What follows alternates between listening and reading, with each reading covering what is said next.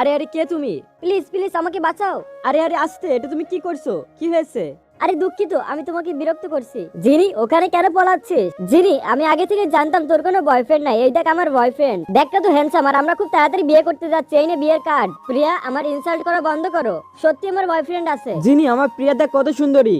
তোমরা এটা ভেবো না যে আমার বয়ফ্রেন্ড নেই, এই যে প্রিন্স আমার বয়ফ্রেন্ড। ঠিক আছে এই নে বিয়ের কার্ড, আসিস তোরা দুইজন। আমি তোদেরকে বলে দিয়েছি প্রিন্স আমার বয়ফ্রেন্ড, কিন্তু এই প্রিন্স কি আমার কথা শুনবে? প্লিজ দয়া করে আমার বয়ফ্রেন্ড হয়ে যাও তুমি।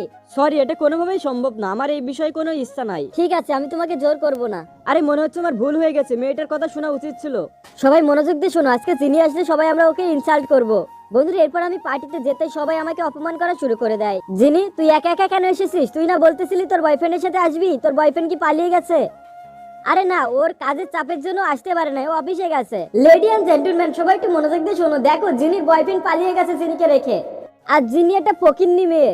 বন্ধুরা এরপরে প্রিয়া জিনিকে অনেক অপমান করে থাকে। এরপরে প্রিন্স কি আসবে জিনির মান সম্মান বাঁচাতে, দেখতে পারবা পার্ট 2 তে। পার্ট 2 খুব শীঘ্রই আপলোড হয়ে যাবে, কিন্তু তার আগে মায়ের জন্য তো সবাই ভিডিওতে লাইক করে, আজকে দেখবো বাবার জন্য কয়জন ভিডিওতে লাইক এবং চ্যানেলটিকে সাবস্ক্রাইব করে। আমি তো করে দিয়েছি, এমনকি কমেন্টে আই লাভ ইউ বাবা লিখে দিয়েছি। আপনারা করছেন কিনা জানেন।